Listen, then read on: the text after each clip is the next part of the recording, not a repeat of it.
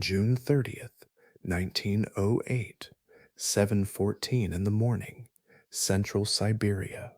The sky split open. A column of blue-white light, brighter than the sun, tore across the horizon. Witnesses said the heat hit their skin from 40 miles away. The sound, when it arrived, was heard 1,200 kilometers from the epicenter, and in the seconds that followed, 830 square miles of forest simply ceased to exist. 80 million trees flattened outward in a single instant, all pointing away from the same point in the sky. The explosion released hundreds of times the energy of the atomic bomb dropped on Hiroshima. The pressure wave it sent through the atmosphere circled the entire Earth twice. Barometers spiked in London. Seismographs shook in Germany. For 3 nights across Europe, the sky after midnight glowed bright enough to read by. No one knew what had happened. No government had been warned. Not a single telescope on Earth had seen it coming. And when scientists finally went looking for what caused it, they found nothing. No crater, no fragment, no trace of whatever object had just detonated over Siberia. The most powerful cosmic explosion in recorded human history had left behind almost no evidence that it had ever existed.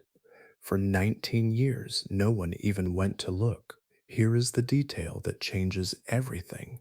Scientists calculated that had this object arrived just 4 hours and 47 minutes later, Earth's rotation would have carried a very different patch of ground beneath it.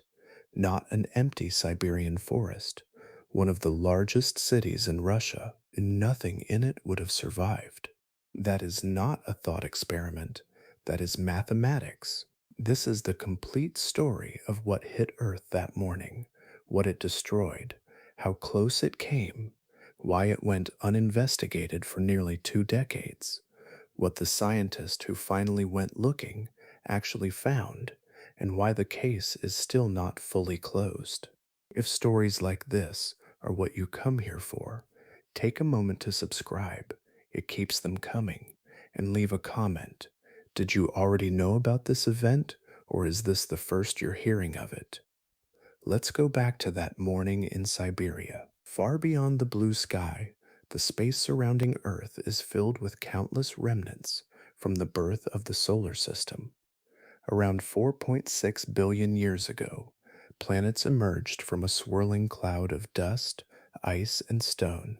Much of that material became worlds and moons, while an enormous population of smaller bodies continued circling the sun. They remain there today, following paths shaped by gravity, occasionally crossing one another in an endless celestial dance that has never truly come to an end. Among these travelers are asteroids and comets, whose orbits carry them close to Earth's own journey around the sun. Astronomers group them under the name near-Earth objects, a practical description for bodies whose paths approach our planet closely enough to deserve careful attention. More than 17,000 have already been identified, and observatories continue adding new discoveries every year.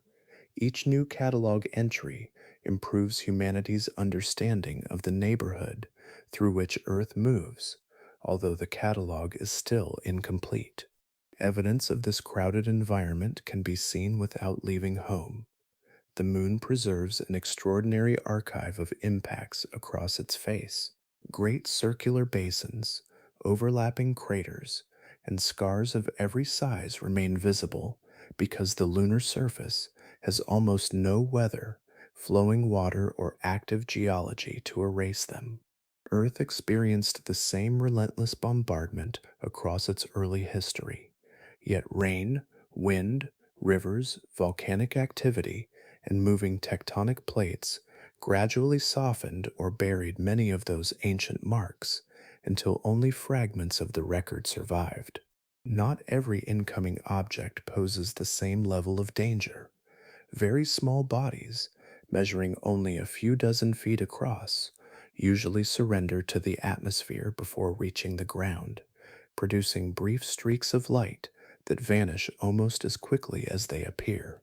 Larger visitors, around 160 feet across, carry enough energy to flatten a city if they explode overhead.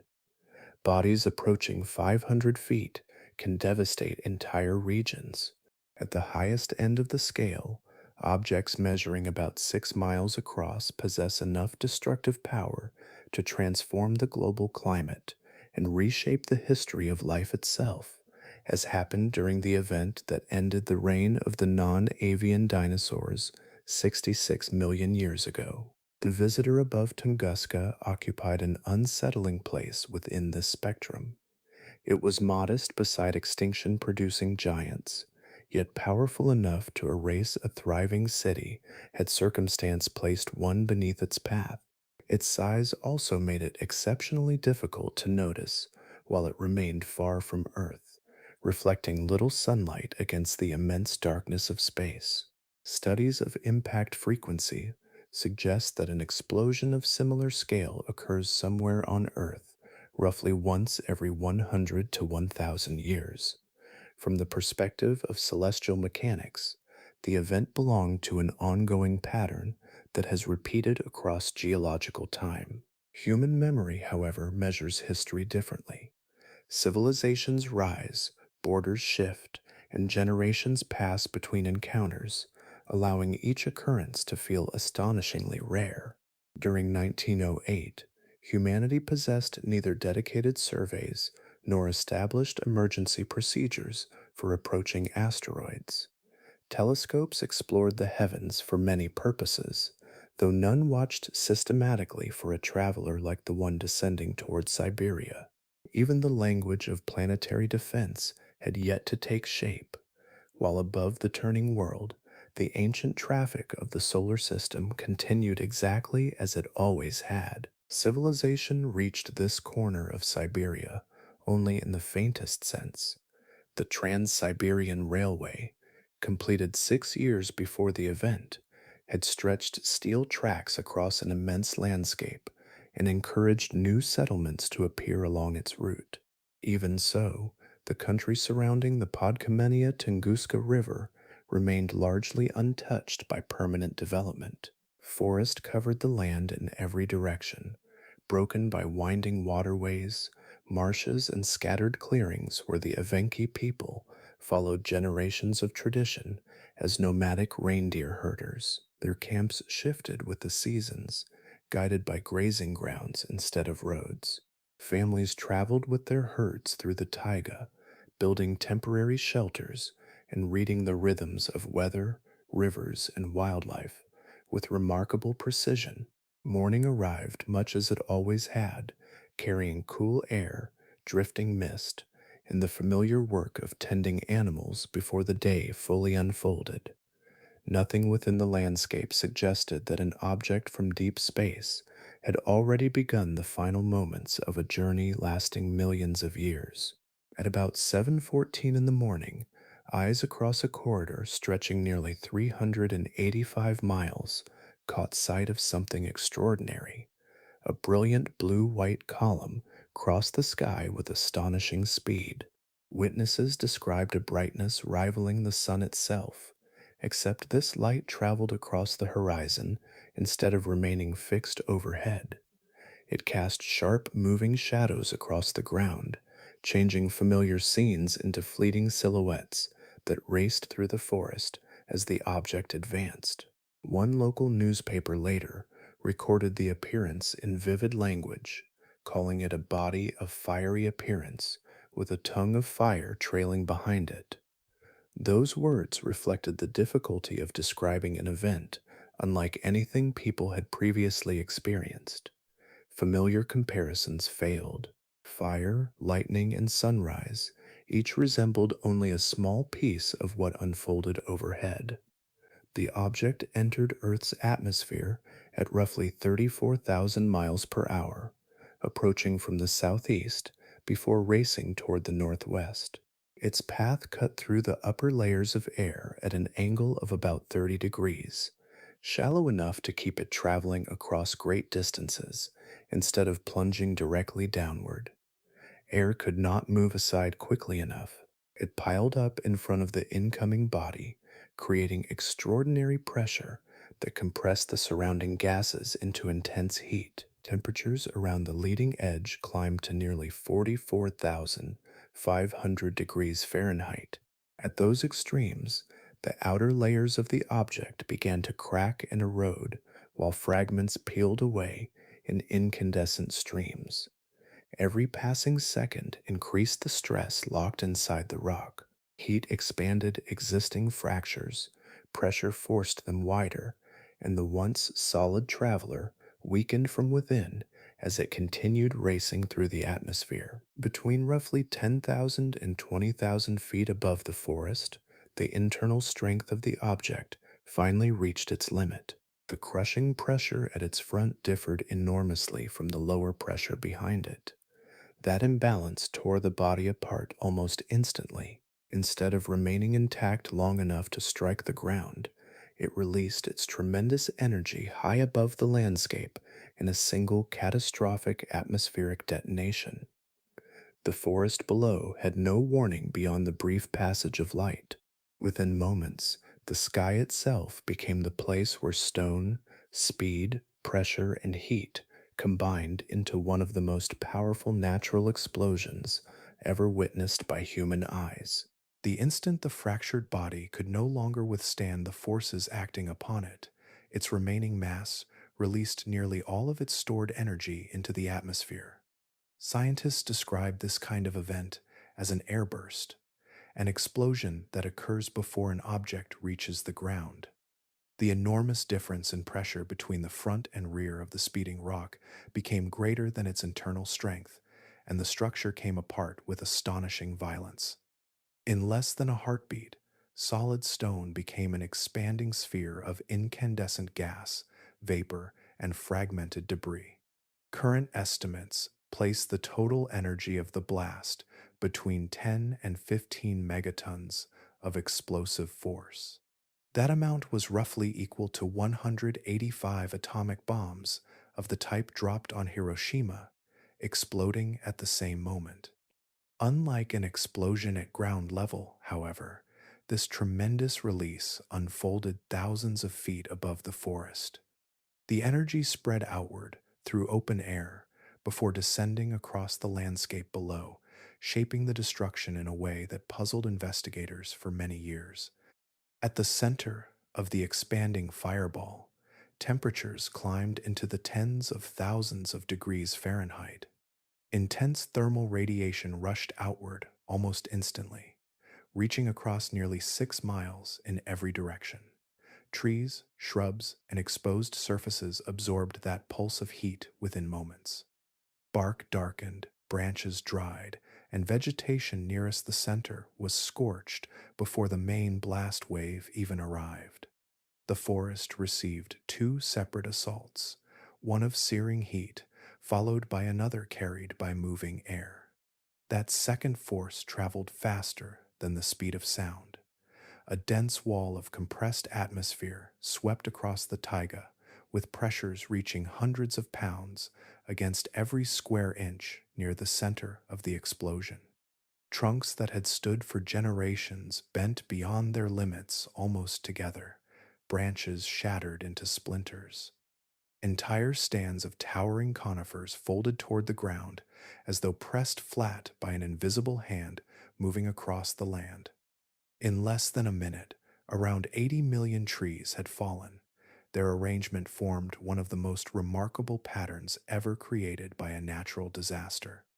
Every trunk pointed away from the center of the blast, creating long radiating lines that stretched across the damaged forest like the spokes of an immense wheel. Surveyors later discovered that the devastated region covered about 830 square miles, although the outline was far from circular. The incoming object's shallow angle concentrated more force along its direction of travel, producing a broad butterfly-shaped pattern with two unequal wings spreading across the landscape. Near the middle of that immense pattern stood an unexpected sight. Directly below the point where the explosion occurred, many trees remained upright, they had lost every branch and needle. Their trunks were blackened, lifeless, and bare, reaching upward without a single living limb. Early visitors found this scene almost impossible to reconcile with the flattened forest surrounding it. Physics eventually supplied the explanation. The downward force from the explosion struck almost vertically at that central point, while the strongest horizontal blast swept outward around it. Those opposing motions spared the trunks from being pushed sideways, even as every living part was stripped away. Researchers later gave these haunting survivors the name telegraph poles, a reminder that sometimes the greatest violence leaves behind forms that appear, at first glance, almost untouched. Human memory preserved the explosion in a different way than broken trees or scientific measurements. It survived in conversations repeated across kitchens, camps, railway stations, and villages, where people searched for ordinary words to describe an extraordinary morning. Each account captured only a small piece of the event, yet together they formed a remarkably consistent picture of an invisible force arriving from above. Along the Trans-Siberian Railway, one locomotive engineer experienced the blast before he understood its source. Violent vibrations surged through the air and into the train, followed by a deep rolling roar that seemed to rise from the earth itself. Believing the locomotive had left the tracks or that an earthquake had damaged the railway, he immediately brought the train to a stop.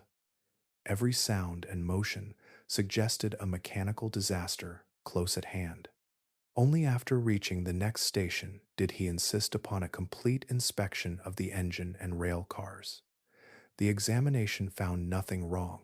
Gradually, the unsettling conclusion emerged that the disturbance had not come from steel or stone, but from the sky. Nearby settlements struggled to explain what they had witnessed. A Siberian newspaper published 2 days later described women rushing from their homes in tears as the tremendous sound echoed across the countryside. Many believed the world itself had reached its final hour. The light, the heat, and the sequence of explosions arrived with such unfamiliar power that familiar explanations dissolved almost immediately. Earthquakes, storms, and ordinary fires all behaved according to patterns people understood. This event belonged to none of them. For the Evenki people living closest to the devastated forest, the morning became part of lived experience instead of distant observation. Camps located about 31 miles from the center of the explosion endured an immense shock. Reindeer herders were thrown from their horses as the pressure wave swept through the taiga. Tent poles snapped apart, supplies scattered, and frightened animals bolted into the forest in every direction. Families who depended upon carefully managed herds suddenly faced a landscape where familiar trails, gathering places, and grazing routes had been transformed within moments. The sound itself traveled astonishing distances. Reports eventually arrived from places nearly 385 miles away, where witnesses compared the noise to prolonged artillery fire, continuous thunder, or several tremendous explosions following one another in sequence. Those descriptions reflected the complicated journey of sound through the atmosphere. Different layers of air bent and delayed portions of the blast, allowing some listeners to hear separate booming waves instead of a single report. Heat reached people who stood far beyond the flattened forest. Individuals, as far as 25 miles from the explosion, later recalled a burning sensation on exposed skin, despite never seeing flames approach their location. The thermal pulse crossed the intervening landscape almost instantly, carrying enough energy to be noticed long after the brilliant fireball itself had disappeared from view. The forest also counted its losses through the animals that sustained the region's people. Roughly 1,500 reindeer, died within the blast zone, removing the foundation of many Evenki families' livelihood in the course of one morning. Their disappearance represented more than the loss of animals. Transportation, food, clothing, trade, and seasonal movement all depended upon those herds, leaving an absence that lingered long after the scorched trees began giving way to new growth. The forest marked the place where the explosion unfolded, yet the event refused to remain confined to one remote corner of Siberia. Invisible waves carried its signature across continents, reaching scientific instruments whose operators had no reason to suspect they were recording the aftermath of a cosmic visitor. Long before investigators reached the damaged taiga, the planet itself had already begun preserving a record of that morning. Deep within the ground, seismic waves spread outward, much like those produced by a moderate earthquake.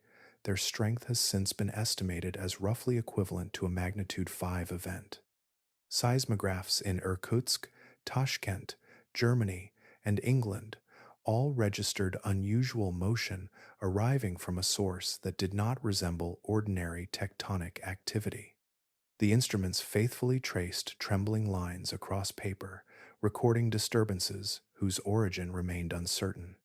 Each station captured only part of the picture, yet together they revealed that the explosion had possessed enough force to disturb the solid surface of Earth across extraordinary distances. The atmosphere carried another signal even farther. As the expanding blast displaced enormous volumes of air, it generated powerful waves of extremely low-frequency sound known as infrasound. Human hearing could not perceive these vibrations once they spread across great distances, although sensitive barographs at meteorological stations detected their passage. Pressure changed in a recognizable pattern, rising and falling as the wavefront crossed one observatory after another around the globe. That atmospheric pulse continued traveling with remarkable persistence. Careful examination of the records later showed that it completed a full circuit around Earth, then continued onward until it had circled the planet a second time. Few natural events produce disturbances capable of maintaining their identity across such an immense journey. The explosion had briefly disturbed the atmosphere on a global scale, leaving behind evidence that outlived the fireball by many days. Nightfall brought another consequence far from Siberia. Across much of Europe and Western Russia, people stepped outdoors expecting ordinary darkness and instead found an unusual glow stretching across the heavens. In cities including London, Paris, and Berlin, enough light lingered around midnight for newspapers to be read outside without lamps. Observers described bright northern skies unlike anything they could remember, a pale illumination that softened the boundary between evening and dawn. The luminous display remained for 3 consecutive nights, extending from the Yenisei River westward to the Atlantic coast. Scientists eventually concluded that the explosion had injected enormous quantities of fine dust and water vapor into the upper atmosphere. Those tiny particles scattered sunlight around Earth's curved horizon long after the sun had dropped below it, allowing daylight to linger in places that should already have entered darkness. Other instruments added still another layer to the record. At the Kiel Observatory in Germany, magnetographs measured unusual pulsations in Earth's magnetic field during the period surrounding the explosion. Their precise cause continues to be discussed, although the observations remain part of the event's extensive scientific archive. Taken together, the trembling ground, wandering pressure waves, luminous nights, and magnetic disturbances formed a worldwide fingerprint left by a single morning over Siberia. Even with evidence appearing across continents, no coordinated international scientific expedition followed. The observations remained scattered among separate institutions, each preserving one fragment of a story that would wait many years before anyone attempted to assemble it into a complete account. Distance shaped the fate of the Tunguska mystery as surely as the explosion itself. The force that transformed the forest had lasted only moments, yet the journey required to reach that place demanded weeks of determination. In the years that followed, geography became an unexpected guardian of evidence, preserving the damaged landscape while preventing the scientific world from examining it firsthand. During 1908, the scientific institutions of the Russian Empire were centered far to the west, especially in St. Petersburg and Moscow. Those cities housed universities, museums, laboratories, and the scholars most capable of organizing a major expedition. Between them and the blast zone stretched thousands of miles of wilderness.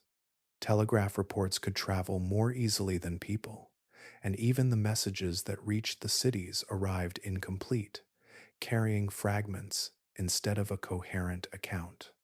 Reaching the affected region required crossing some of the most demanding terrain on Earth. Travelers faced broad swamps that swallowed narrow paths, forests where fallen timber blocked progress, bogs thick with insects, and rivers lacking permanent bridges. Horses and sleds remained the only practical means of transportation for much of the route, depending upon season and weather. Supplies had to be carried across immense distances with little opportunity for replenishment. Every mile increased the cost, the effort, and the uncertainty of mounting a scientific investigation. The earliest newspaper reports reflected those obstacles. Regional publications described flashes of light, thunderous sounds, and widespread destruction, yet details often conflicted with one another. Some writers suggested a volcanic eruption despite the absence of nearby volcanoes. Others imagined a mining disaster or the fall of an unusually large meteor. None of these possibilities inspired an immediate expedition. The reports were too scattered to command national attention, and no institution possessed either the urgency or the resources to verify them. History soon imposed even greater barriers. 6 years after the explosion, the First World War began, drawing scientific talent, transportation, industry, and government attention toward military needs. Research that offered no direct contribution to the conflict naturally slipped into the background. The Siberian explosion became another unanswered curiosity, waiting for more peaceful times. Peace did not arrive with renewed opportunity. The Russian Revolution of 1917 reshaped the nation, followed by years of civil war that disrupted universities, funding, communication, and transportation across enormous regions. Institutions that might once have sponsored remote expeditions struggled instead with immediate survival and reconstruction. Under those circumstances, a mysterious event deep within the taiga remained an understandable, though unfortunate, low priority. Gradually, the explosion settled into an unusual place within public memory. People accepted that something extraordinary had happened, yet its true nature remained uncertain. The story survived in newspapers, conversations, and scattered official records, often summarized only as the Siberian mystery. It neither disappeared nor advanced. It lingered between established fact and unanswered speculation. Far away, the damaged forest continued its own patient transformation. Across roughly 830 square miles, fallen trunks weathered beneath changing seasons, while young trees began taking root among them. The isolation that had delayed investigators also protected the evidence from widespread human disturbance, allowing the landscape to retain the remarkable patterns created on that summer morning. Where careful study remained absent, imagination readily filled the empty space. Unusual explanations multiplied through the following decades. Some proposed an encounter with antimatter. Others suggested an immense release of natural gas. Still others imagined an alien spacecraft attempting an emergency landing. Each theory reflected the enduring power of an event that waited many years before science finally arrived to examine it directly. Nearly 2 decades passed before a trained scientist stood where the forest still carried the unmistakable imprint of that summer morning. Time had softened fallen trunks with moss and weather, yet the larger pattern endured, waiting with remarkable patience for someone willing to cross the immense distance, separating curiosity from direct observation. The man who finally accepted that challenge was Leonid Kulik, a mineralogist working at the Mineralogical Museum in Petrograd. The city's name had changed from St. Petersburg during the First World War, reflecting a desire to replace its German sounding identity with one considered more fitting for the time. Fate added another striking detail to the story. Had the cosmic visitor reached Earth about 4 hours and 47 minutes later, the planet's rotation would have carried Petrograd beneath its path instead of the remote Siberian wilderness. In 1921, Kulik organized the first official attempt to investigate the site. The expedition relied upon trains where tracks existed, then continued by horse and sled across increasingly difficult country. Rivers, marshes, forests, and uncertain trails gradually slowed every advance. Conditions grew so demanding that the team failed to reach the central blast area. Although disappointed, Kulik refused to regard the journey as a failure. He gathered detailed testimony from local residents, compared their descriptions, recorded directions, distances, and observations, then returned with a growing conviction that the event deserved another attempt. Securing support proved almost as difficult as crossing Siberia itself. 6 additional years passed before Kulik obtained sufficient funding for a second expedition. Part of his success came from presenting the search in practical terms. He argued that the explosion might have scattered valuable meteoritic iron across the landscape, material that could benefit developing Soviet industry. Scientific curiosity alone attracted limited resources, while the possibility of economically useful metals encouraged official backing. During the spring of 1927, Kulik and his companions departed from the trading post of Vanavara, traveling northward on reindeer sleds into the taiga. Progress remained demanding, although persistence gradually overcame the obstacles that had defeated the earlier expedition. Day after day, the forest closed around them until the damaged region finally emerged beyond the ordinary woodland. Kulik's first view halted him immediately. Across every visible direction, trees lay stretched upon the ground, each trunk pointing away from a common center somewhere beyond the horizon.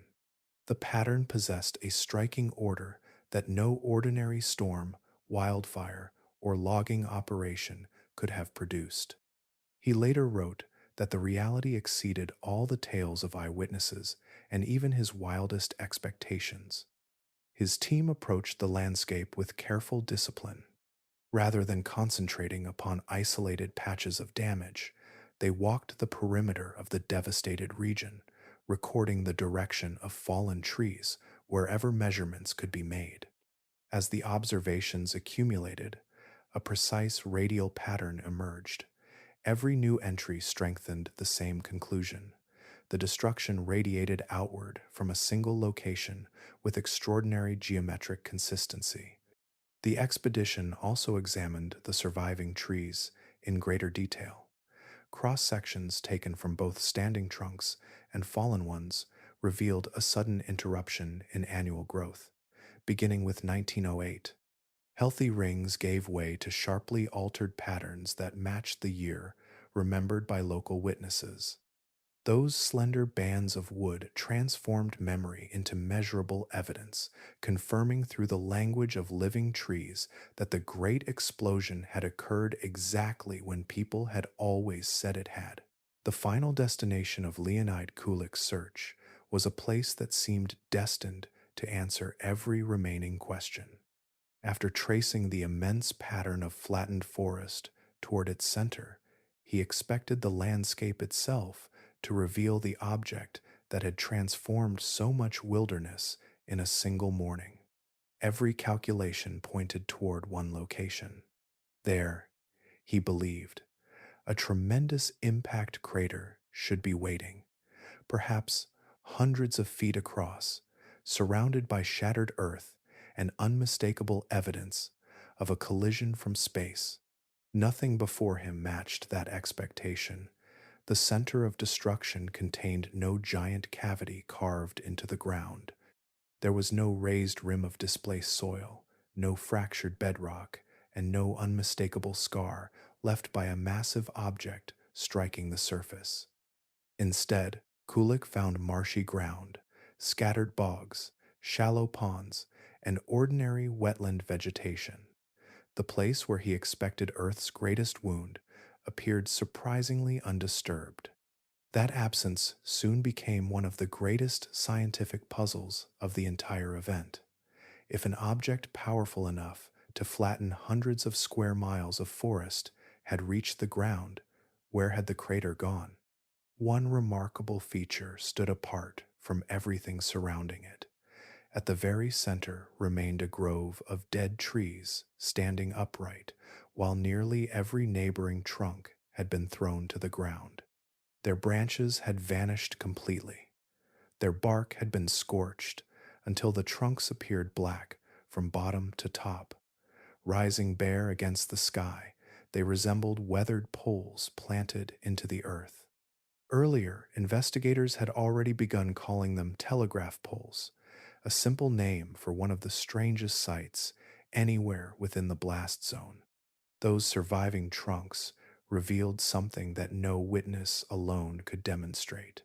The destructive force had descended from above rather than erupted from below.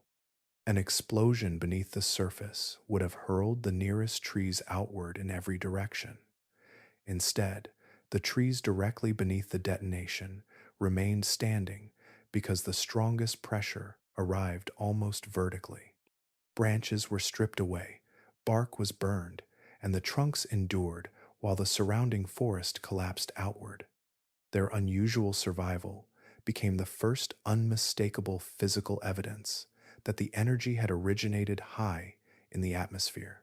Kulik nevertheless remained convinced that an impact crater existed somewhere close by. The many ponds and bogs scattered around the epicenter appeared to offer ideal hiding places. Perhaps one concealed the buried remains of the cosmic visitor beneath layers of mud and water. Driven by that hope, he spent years examining one promising location after another. One small bog attracted particular attention.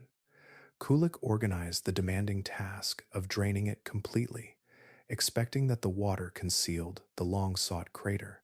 The work required enormous effort, and anticipation grew as the water gradually disappeared.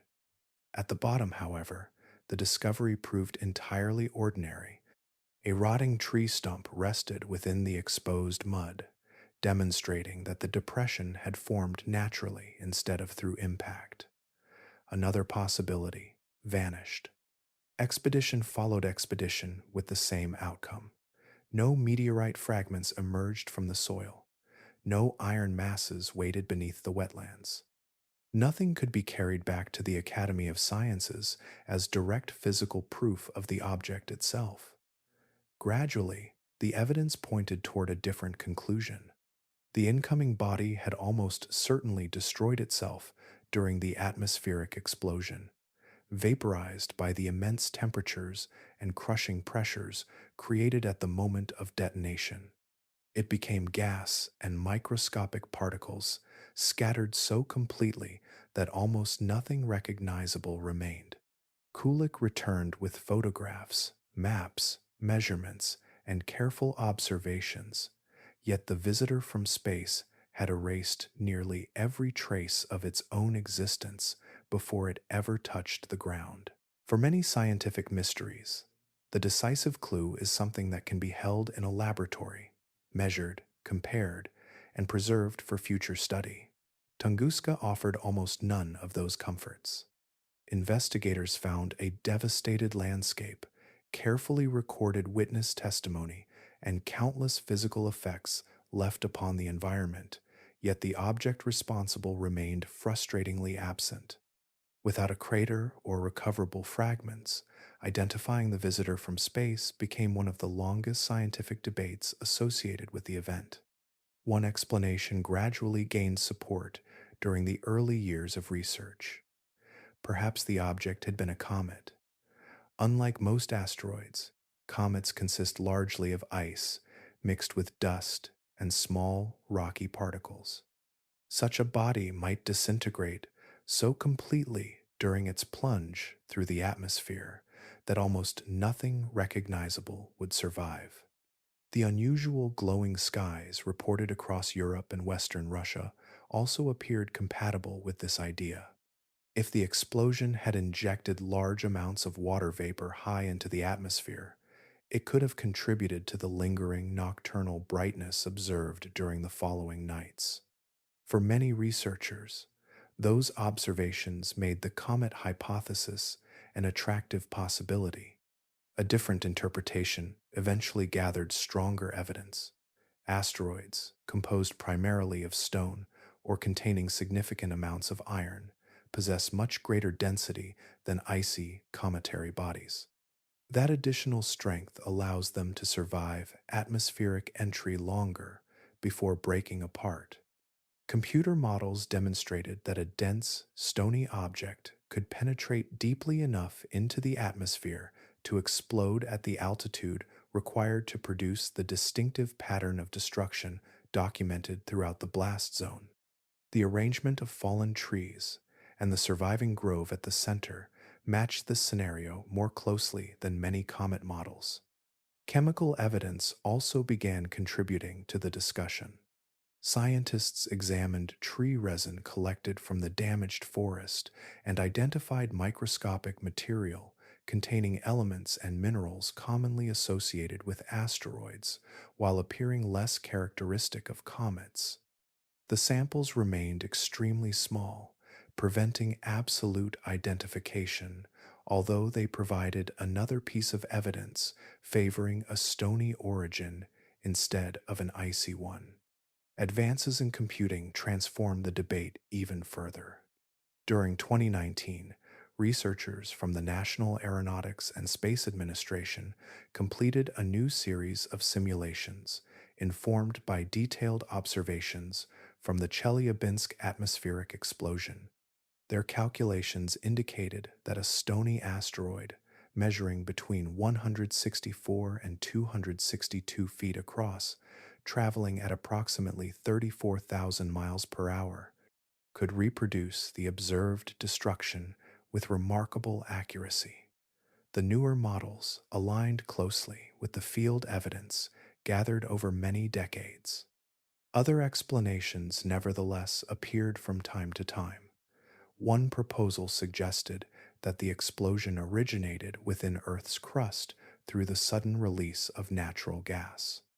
Although imaginative, this interpretation has remained a minority view because it struggles to explain the complete collection of atmospheric, geological, and astronomical observations preserved from the event. Most researchers have found the extraterrestrial explanation substantially more consistent with the available evidence. Today, the prevailing scientific consensus, including the position supported by the National Aeronautics and Space Administration, favors a stony asteroid as the most likely cause of the Tunguska explosion. Even so, the comet hypothesis has not been eliminated completely. Microscopic particles recovered from peat bog sediments and tree resin continue to show traces consistent with material from beyond Earth, yet no fragment large enough for definitive classification has ever been discovered. In the strict physical sense demanded by science, the object responsible for the largest impact event in recorded human history still has no confirmed identity. Some natural events reveal their greatest power only after scientists understand the way energy moved through them. Tunguska belongs to that rare category. The devastated forest was shaped less by the object itself than by the place where it came apart. The explosion occurred before the incoming body reached the surface, creating what researchers describe as an airburst, an atmospheric detonation that released nearly all of its energy high above the ground. An airburst behaves very differently from a direct impact. When an asteroid strikes the surface intact, most of its energy is concentrated at the point of collision. Rock is excavated, a deep crater forms, and enormous force is directed downward into the ground. Although destruction spreads beyond the crater, much of the available energy is consumed by excavation and the displacement of earth and stone. The damage becomes intense near the impact site, while diminishing more rapidly across the surrounding landscape. An atmospheric explosion redistributes that same energy in another way. Instead of driving deeply into the surface, the expanding blast spreads downward and outward through the air. The result is a broad cone of destructive pressure covering an immense area below the detonation point. Less energy is devoted to excavating the ground, allowing more of it to sweep across forests, structures, and everything exposed beneath the explosion. For targets at the surface, this arrangement can produce far greater devastation than a ground impact, releasing an equivalent amount of energy. Current evidence indicates that the Tunguska object exploded between 3 and 6 miles above the forest. That altitude proved unusually effective. The detonation occurred close enough for the descending pressure wave to strike the landscape with tremendous force, yet high enough to prevent the formation of a conventional impact crater. Across roughly 830 square miles, trees absorbed the full violence of the expanding blast, while the soil beneath escaped the enormous excavation expected from a direct collision. The object's path through the atmosphere also influenced the final pattern of destruction. Rather than plunging almost vertically, it entered at an angle of approximately 30 degrees. That relatively shallow trajectory directed much of the released energy into two unequal regions, extending away from the explosion. When Leonid Kulik and later investigators mapped the fallen forest, they discovered a distinctive butterfly-shaped pattern instead of a perfect circle. The geometry preserved within the trees reflected the direction from which the object had approached moments before its destruction. Heat arrived before the strongest pressure wave. Radiation from the brilliant fireball spread outward at the speed of light, carrying enough energy to char exposed wood at distances approaching 10 miles. Leaves, bark, and other exposed surfaces briefly absorbed that intense burst before the visible fireball disappeared. Soon afterward, the expanding overpressure wave swept across the landscape. Near the center, pressures reached hundreds of pounds per square inch, while even communities about 40 miles away experienced shattered buildings and broken windows from the remaining force. As researchers compared Tunguska with later nuclear test data, they noticed remarkable physical similarities. High-altitude nuclear detonations produced pressure waves, thermal radiation, and broad patterns of surface damage closely resembling those reconstructed for the Siberian explosion. The underlying physics followed many of the same principles, despite entirely different sources of energy. One crucial difference remained. Tunguska released no radioactive fallout. It demonstrated that nature alone could generate an atmospheric explosion whose mechanical effects closely matched those of a powerful nuclear detonation, leaving behind devastation without lingering radiation. The path of an asteroid through space is only part of the story. Earth is never waiting motionless beneath an incoming object. Every hour, the planet turns steadily on its axis, carrying continents, oceans, mountains, and cities across the line of an approaching trajectory.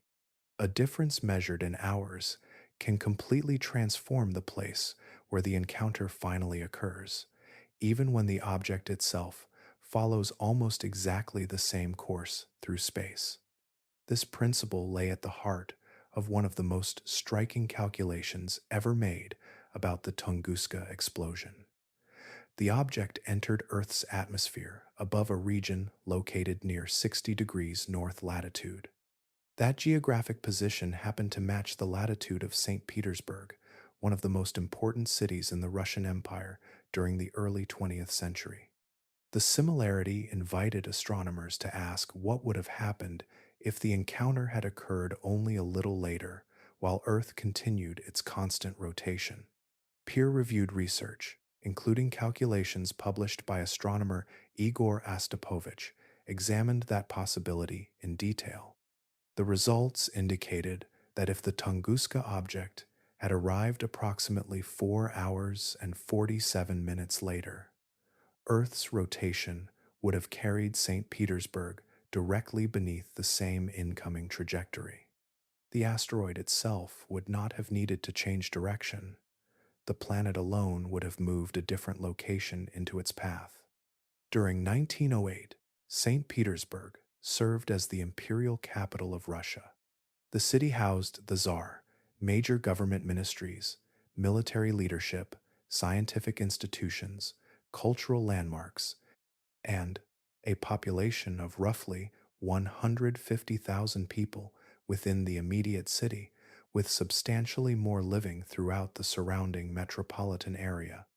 Streets, churches, factories, government buildings, bridges, and crowded neighborhoods occupied ground that, under that alternate timing, would have lain directly beneath the atmospheric explosion. The physical consequences can be estimated from what occurred over the Siberian forest.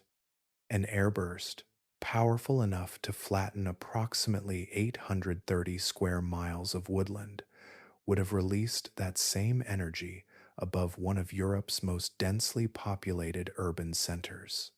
Buildings designed for ordinary weather and daily life would have faced destructive pressures far beyond anything engineers of the period had imagined. Fires, collapsing structures, shattered glass, and widespread destruction would have unfolded across the city within moments. Timing was not the only variable.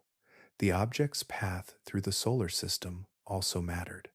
A comparatively small change in its approach, less than about 6,200 miles before reaching Earth, would have redirected the atmospheric explosion toward entirely different regions of the planet. On the scale of planetary orbits, that distance is minor, almost insignificant compared with the millions of miles separating Earth from many asteroids during most of their journeys. Even so, such a modest difference could have shifted the detonation over heavily populated parts of China or India instead of an isolated Siberian forest. The contrast between those possibilities depended entirely upon geometry and timing. Earth happened to rotate one landscape beneath the descending object instead of another. Nothing humanity understood during 1908 could have predicted the encounter, altered its path, or changed the moment at which it arrived. The greatest natural impact event in recorded human history became a disaster, remembered chiefly for its extraordinary physical effects, because the turning planet placed empty wilderness beneath the sky at precisely the right moment. History is often shaped by events that never occur. Across the turning Earth, entire futures depend upon where a single moment unfolds. The Tunguska explosion offers one of the clearest examples. Its physical effects were measured in a remote forest, leaving scientists with evidence that allows the same forces to be projected onto a populated landscape. The calculations do not depend upon imagination. They begin with the damage that actually happened. The atmospheric explosion produced an overpressure wave powerful enough to knock people from their feet as far as 40 miles from the detonation. Buildings at similar distances suffered broken windows, damaged roofs, collapsing walls, and structural failures. Those measurements came from scattered settlements, standing far beyond the center of the blast. Closer to the explosion, entire forests disappeared beneath the advancing pressure front.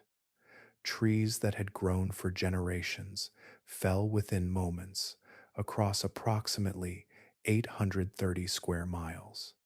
Placed above St. Petersburg, the same event would have encountered stone buildings, crowded streets, bridges, factories, churches, government offices, rail stations, and densely occupied neighborhoods instead of open wilderness. Near the center of the airburst, ordinary masonry construction from the early 20th century would have offered little resistance against pressures capable of flattening mature forests. Large sections of the city core would have collapsed almost immediately, burying countless people beneath falling brick, timber, and stone before the expanding blast reached districts farther away. Heat would have arrived first. Radiation from the brilliant fireball would have spread across rooftops, streets, wooden structures, warehouses, and fuel supplies within moments. Instead of scorching bark and woodland vegetation, the thermal pulse would have ignited thousands of separate fires across the metropolitan area at nearly the same time. Fire brigades of the period were organized to confront isolated emergencies. They possessed neither the equipment nor the manpower to contain simultaneous outbreaks extending across hundreds of square miles. Individual fires would have merged into larger conflagrations, consuming districts that survived the initial pressure wave. The scale becomes clearer when compared with a later catastrophe. The atomic bombing of Hiroshima during 1945 released approximately 15 kilotons of explosive energy and destroyed about 5 square miles of urban development, causing an estimated immediate death toll between roughly 70,000 and 80,000 people.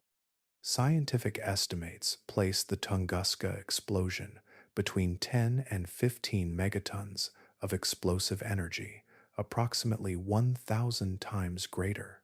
Although every explosion behaves differently, the measured dimensions of the Siberian blast indicate that devastation across a city would have extended far beyond anything experienced at Hiroshima. Population density transforms physical destruction into human loss. Applying the documented Tunguska damage zone to a city the size and character of St. Petersburg during 1908 suggests casualties reaching into the hundreds of thousands at minimum. The blast, fires, collapsing buildings, and widespread injuries would have overwhelmed every available medical resource within hours. Additional destruction would have followed the airburst itself. Seismic waves equivalent to approximately magnitude 5 would have shaken foundations already weakened by the explosion. Unreinforced masonry buildings that survived the initial blast could have suffered further collapse as the ground continued to move beneath them. Within that same city stood the Winter Palace, the administrative heart of the Russian Empire, the government ministries, military command, and the authority of Tsar Nicholas II. Each occupied ground that, under this alternate alignment of earth and sky, would have fallen inside the measured zone of destruction. The forest preserved the physics of the event. A city would have revealed its full human consequence. History often turns upon events that appear unrelated at first glance. A movement of armies may begin with a diplomatic decision. A revolution may grow from years of public frustration. Occasionally, an event from entirely outside human affairs enters the chain. The Tunguska explosion invites one such reflection because its timing intersected with an empire already carrying deep political strain. Any examination of what might have followed must remain grounded in historical conditions rather than certainty.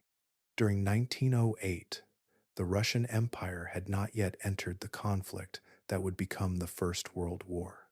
That war still lay 6 years ahead, waiting for the assassination of Archduke Franz Ferdinand to ignite an already unstable network of alliances. Russia would become one of its principal participants, but before that moment arrived, the empire faced serious difficulties of its own. The failed revolution of 1905 had exposed widespread unrest. Defeat in the Russo-Japanese War had damaged confidence in the government and military leadership. Political divisions continued to deepen under the rule of Tsar Nicholas II. Against that fragile background, the destruction of St. Petersburg would have represented far more than a local catastrophe. The imperial capital housed the central government, senior military command, major administrative offices, financial institutions, and cultural organizations. If an atmospheric explosion equivalent to Tunguska had occurred above the city, hundreds of thousands of people might have perished while much of the state's leadership and infrastructure disappeared within minutes. Even governments that remain intact after disasters often require months or years to recover. Losing the administrative heart of an empire in a single morning would have presented a challenge without close historical precedent. Historians examining this counterfactual generally approach it with caution. The subject has appeared in academic discussions exploring alternate historical pathways, and it also inspired a fictional treatment by Julian Arnhem published during 2007. Those studies do not claim certainty. Instead, they consider how the removal of Russia's political center at such a critical moment could have altered later events that depended upon the empire's stability and ability to respond to international crises. From that point onward, firm conclusions become impossible. A weakened Russian empire might have experienced accelerated internal collapse. Reform efforts could have unfolded differently. Revolutionary movements might have gained momentum sooner, or competing political factions could have struggled for control under entirely different circumstances. International alliances might have shifted as neighboring powers reacted to the sudden loss of one of Europe's dominant states. Every possibility branches into many others, none capable of being demonstrated as inevitable. The same uncertainty extends to the First World War itself. Without Russia participating in the manner recorded by history, the conflict might have begun later, emerged earlier under different pressures, or developed along another course altogether. Diplomatic relationships depended upon the expectations of every major power, and changing one participant would almost certainly have influenced decisions made by the others. Precisely how those choices would unfold remains beyond the reach of historical proof. One conclusion, however, rests upon firmer ground. The 20th century was profoundly shaped by Russia's political journey, from imperial rule through revolution and beyond. Altering the fate of the imperial capital during 1908 would almost certainly have redirected that journey in significant ways. The deciding variable was neither diplomacy nor military planning. It was the arrival of a natural object from space, reaching Earth 4 hours and 47 minutes before a turning planet could carry one of Europe's greatest cities beneath its path. The forest preserved the most visible evidence of the Tunguska explosion, yet the event did not end where the fallen trees stopped. A substantial portion of its energy traveled upward, carrying heat, gases, dust, and vapor into the upper atmosphere. Long after the pressure wave faded from the landscape, chemical changes continued unfolding high above the clouds, extending the consequences far beyond the remote valley where the airburst occurred. Scientific studies estimate that the explosion produced approximately 30 million tons of nitric oxide, lifted into the upper atmosphere by the tremendous energy of the fireball. This compound entered a region where even modest chemical changes can influence the entire planet. Nitric oxide participates in reactions that break apart ozone molecules, gradually reducing the protective layer that absorbs much of the sun's harmful ultraviolet radiation before it reaches Earth's surface. Unlike damage confined to a single forest or mountain range, changes within the stratosphere are not restricted by national borders or continents. Air circulates continuously around the globe, carrying gases through broad atmospheric currents over time. As ozone depletion spread through those circulating layers, its effects became planetary rather than regional. The explosion in central Siberia therefore produced an atmospheric disturbance whose influence extended well beyond the boundaries of the original blast zone. A thinner ozone layer allows additional ultraviolet radiation to reach the surface. Even relatively modest increases can influence living systems. Plants experience greater stress during growth, particularly species already living near environmental limits. Microscopic organisms floating near the ocean surface receive stronger exposure, affecting the lowest levels of many food webs. Animals and humans also encounter increased ultraviolet radiation, raising rates of skin damage and placing additional pressure upon biological systems that constantly repair genetic material altered by sunlight. These effects remained measurable rather than catastrophic after Tunguska, yet they demonstrated how an atmospheric explosion could influence life far from the point of detonation. The explosion also injected fine dust and large quantities of water vapor into the upper atmosphere. Those suspended particles scattered and reflected a portion of incoming sunlight before it reached the ground. The resulting reduction in global solar transmission was modest, producing a slight cooling influence during the months that followed. The brilliant night skies observed after the explosion gradually faded, while the finer atmospheric consequences lingered as circulation slowly redistributed the remaining material around the planet. Researchers regard Tunguska as an important natural experiment because it established a measurable pattern linking atmospheric explosions with environmental change. The event remained well below the scale required to threaten civilization through climate disruption alone, yet it demonstrated that the atmosphere itself can become part of the disaster. Damage is not limited to forests, buildings, or living creatures standing beneath the blast. The chemical shield surrounding Earth can also be disturbed. Scaling those processes reveals an important lesson. An incoming object measuring 10 times the diameter of the Tunguska body would not release merely 10 times as much energy. Because mass increases dramatically with size, such an object would deliver roughly 1,000 times the energy. The resulting atmospheric disturbance would belong to an entirely different category, producing far greater chemical disruption, stronger reductions in incoming sunlight, and more extensive biological consequences.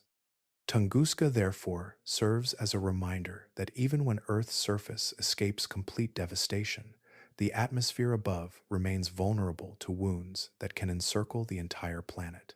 Years after the blast had faded into memory, the landscape continued telling its story through living organisms. Scientists returning to the Tunguska region discovered that the event had left more than broken trees and altered terrain.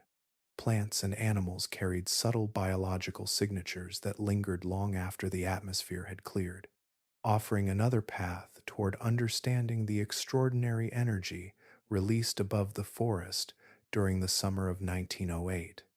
Researchers studying the blast zone documented unusual biological changes in several species. Populations of ants collected near the epicenter displayed genetic abnormalities at noticeably higher frequencies than colonies living beyond the damaged region. Similar observations appeared in certain pine trees and even dragonflies inhabiting nearby wetlands. No single mutation defined the affected organisms. Instead, investigators found an elevated occurrence of developmental irregularities, suggesting that the environment surrounding the explosion had briefly exposed living systems to exceptional physical stresses. Accounts gathered from Evenki herdsmen added another layer of evidence. During Leonid Kulik's expeditions, survivors described reindeer developing sores and scabs during the weeks following the explosion. Those observations have often been compared with effects resembling radiation exposure, although the Tunguska event released no radioactive material. Scientists instead point toward the combination of intense thermal radiation and a powerful electromagnetic disturbance generated during the atmospheric detonation. Together, those forces could explain temporary biological injuries without requiring a nuclear source. The surviving forest also behaved in unexpected ways. Trees that remained standing near the center of the blast entered a period of exceptionally rapid growth. Careful measurements revealed that some individuals expanded at roughly 4 times their previous growth rate, maintaining that accelerated pace for years. The change puzzled early investigators until the altered environment itself provided the explanation. The explosion had removed an immense canopy almost instantly. Sunlight that had once been filtered through millions of branches now reached the surviving trees directly throughout the growing season. At the same time, nitrogen compounds produced during the airburst settled into the soil, enriching it with nutrients that encouraged new growth. Another advantage emerged below the surface. The destruction of approximately 80 million neighboring trees greatly reduced competition among root systems for water and minerals. Together, increased sunlight, improved soil fertility, and reduced competition created unusually favorable conditions for the remaining forest. Annual growth rings preserved that transformation with remarkable precision. Cross-sections taken from surviving trunks revealed an unmistakable change beginning during 1908. The ring formed that year widened dramatically compared with earlier seasons, creating a permanent biological record of both the timing and intensity of the explosion. Those trees became natural archives, recording the event year by year without written language or human memory. Viewed together, these observations formed an important scientific pattern. Genetic abnormalities, temporary injuries among reindeer, accelerated forest growth, and altered atmospheric chemistry all pointed toward an immense release of energy interacting with living systems in several different ways. Researchers recognized striking similarities to the physical effects associated with nuclear detonations, including intense heat, electromagnetic phenomena, and widespread chemical changes in the atmosphere. One defining difference remained throughout every investigation. No fissile material had been involved. Nature alone had produced an explosion capable of leaving biological fingerprints that echoed many characteristics of the atomic age decades before humanity entered it. Long before scientists carried surveying instruments into the Siberian taiga, the people who knew the land best had already preserved its memory.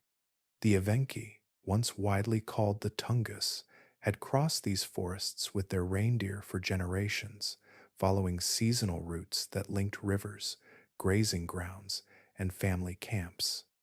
Their understanding of the landscape came through lived experience, yet nothing in that experience prepared them for what arrived during the morning of 1908.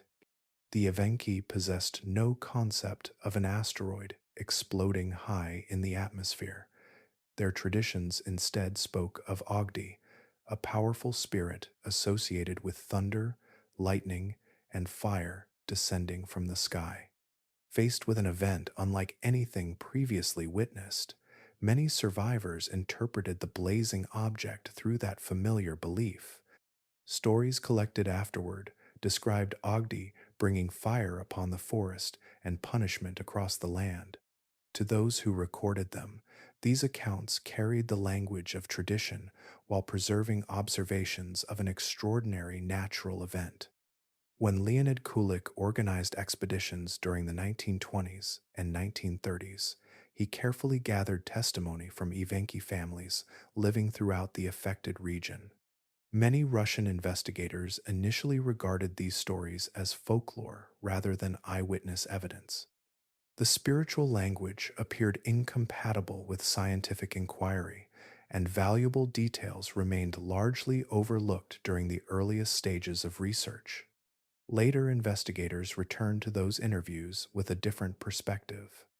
Once the symbolic elements were separated from the physical descriptions, the accounts revealed remarkable consistency.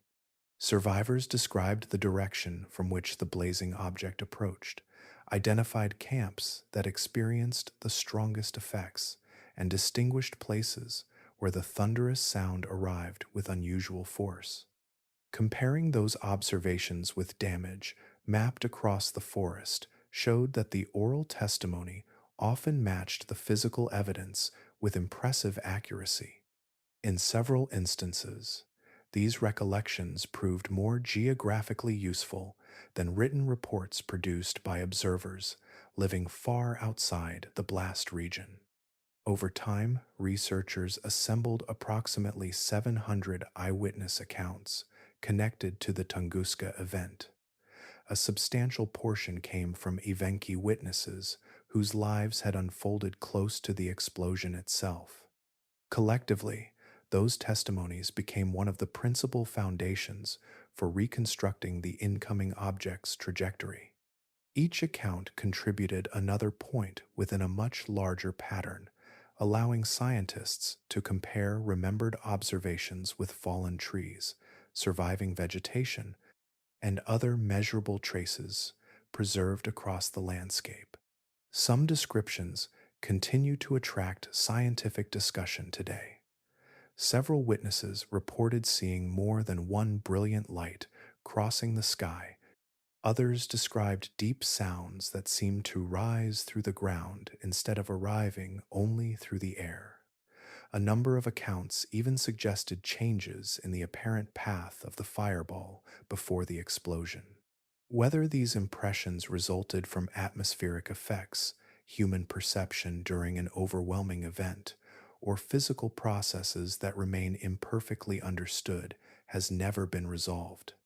They continue to shape debates about the exact nature of the object and the final moments before the airburst. Behind every scientific reconstruction stood communities that endured lasting loss. Several Evenki camps disappeared within the devastation. Reindeer herds that sustained families across the taiga were killed or scattered, disrupting seasonal migrations and daily life.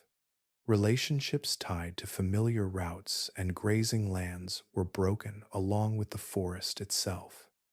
Many Western accounts have concentrated upon physics, chemistry, and astronomy. The Evenki testimony preserves another essential record, reminding us that the Tunguska event was also a human experience whose earliest witnesses became some of its most valuable historians. Some mysteries invite explanation, others invite imagination. The Tunguska explosion occupied that uncertain space for decades because investigators possessed an extraordinary collection of clues without the single piece of evidence many expected to find. No impact crater marked the landscape. No large fragments of the incoming object were recovered. Trees remained standing near the center of the devastation, while entire forests farther away had fallen. Biological changes added further complexity. Together, these observations encouraged ideas that stretched well beyond conventional science. During the 1940s, Soviet writer and scientist Alexander Kazantsev introduced the most influential alternative explanation. He proposed that the object above Tunguska had not been a natural visitor from space, but a nuclear-powered alien spacecraft attempting an emergency landing. According to his interpretation, the vehicle exploded before reaching the ground, accounting for the immense airborne blast and the absence of an ordinary impact crater. The proposal captured public attention because it appeared to connect several puzzling observations within a single dramatic narrative. Kazantsev pointed toward features that genuinely required explanation. The destruction pattern clearly reflected an explosion high in the atmosphere instead of a direct collision with Earth's surface. Reports of biological abnormalities reminded many readers of radiation exposure, particularly after humanity entered the atomic age. The lack of substantial physical remains also seemed unusual to those unfamiliar with how fragile cosmic objects can disintegrate during atmospheric entry. Within that framework, complete vaporization of an advanced spacecraft appeared conceivable to supporters of the idea. The hypothesis spread widely through Soviet popular culture and inspired renewed examination of the available evidence.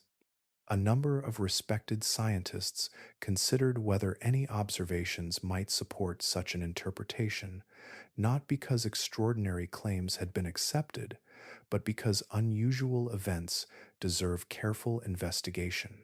Scientific progress often requires testing competing explanations before discarding those that fail to match the evidence. Researchers outside the Soviet Union generally reached different conclusions.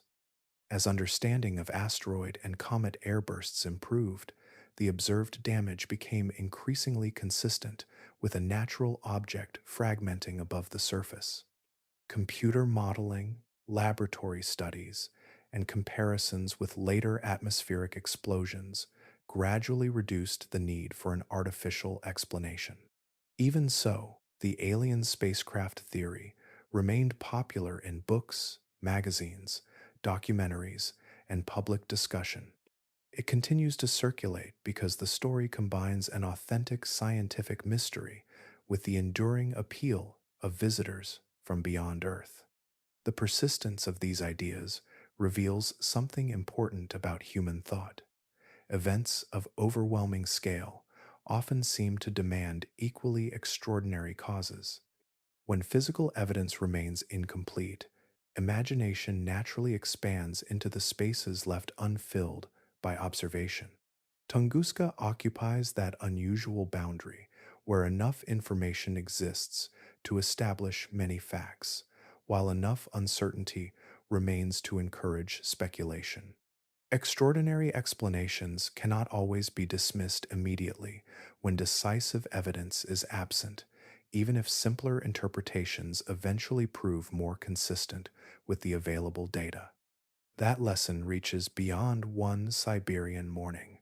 A comparable atmospheric explosion above a populated region today would unfold beneath countless cameras, satellites, and communication networks, yet confusion could still spread with remarkable speed. Competing narratives would appear almost immediately, amplified across the world before careful analysis reached firm conclusions. Modern planetary defense, therefore, involves more than discovering hazardous objects before they arrive. It also depends upon explaining verified scientific evidence with clarity, patience, and transparency, allowing reliable knowledge to travel as rapidly as speculation. More than a century after the forests of central Siberia recorded their extraordinary encounter with the sky, another object arrived above the same nation. This time, the world was no longer isolated by distance or limited communication. Cameras watched the morning unfold from streets, highways, and parked vehicles, preserving every stage of an atmospheric explosion that echoed an older event while confirming that such encounters belong to the present as much as the past. On February 15th, 2013, an asteroid entered Earth's atmosphere above the Russian city of Chelyabinsk. It measured approximately 60 feet across, far smaller than the object responsible for Tunguska. Even so, its rapid descent released energy equivalent to roughly 500 kilotons of explosive force, approximately 30 times greater than the atomic bomb that destroyed Hiroshima. The object disintegrated high above the ground, producing another powerful airburst rather than leaving behind a traditional impact crater. Unlike the remote Siberian wilderness, Chelyabinsk was home to more than 1 million people. The incoming asteroid arrived without warning because it approached from the direction of the sun, a region where ground-based telescopes cannot easily detect incoming objects. Hidden within that bright glare, the asteroid remained invisible until it encountered Earth's atmosphere. By then, no opportunity remained for prediction or response. The explosion became humanity's first modern reminder that even advanced observation systems possess unavoidable blind spots. The expanding shockwave crossed the city moments after the brilliant flash.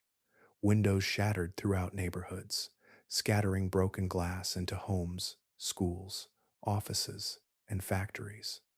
More than 7,000 buildings sustained damage. Over 1,500 people suffered injuries, with most wounds caused by flying glass rather than direct exposure to the explosion itself. The pattern closely matched scientific expectations for an atmospheric blast, demonstrating once again that objects exploding high above the surface can inflict widespread destruction without striking the ground. One feature distinguished Chelyabinsk from every previous asteroid airburst. Thousands of dashboard cameras operating throughout the city recorded the fireball from different angles. Additional security cameras and personal recordings captured the flash, the delayed arrival of the shockwave, and its immediate effects across the urban landscape. For the first time in history, scientists possessed extensive visual documentation of a natural atmospheric explosion occurring in real time. Those recordings allowed researchers to reconstruct the object's speed, trajectory, fragmentation, and energy release with remarkable precision. The event also provided an invaluable comparison with Tunguska. Although much smaller, Chelyabinsk displayed the same fundamental physical process. A cosmic object entered the atmosphere at tremendous velocity, fragmented before reaching the surface, and released enormous energy into the surrounding air. The principal difference lay in scale. Had the Chelyabinsk asteroid possessed the dimensions estimated for the Tunguska object, and had its explosion occurred directly above the center of the city, the destruction would have extended far beyond broken windows and damaged buildings. Casualties would almost certainly have reached catastrophic levels. Chelyabinsk therefore transformed an event once regarded as distant history into a contemporary reality. It demonstrated that Tunguska was neither an isolated curiosity nor a singular accident belonging to another age. Atmospheric impacts continue to occur, following the same laws of physics that shaped the Siberian explosion. Modern technology succeeded in recording every important moment of the Chelyabinsk airburst, yet it did not prevent the object from arriving. The lesson rests in that distinction, reminding us that observation alone is not the same as protection. The greatest challenge posed by objects like Tunguska is not their power alone, it is their ability to remain unnoticed until the final moments of their journey.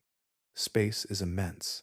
Sunlight conceals part of the sky, and many smaller bodies reflect only faint traces of light.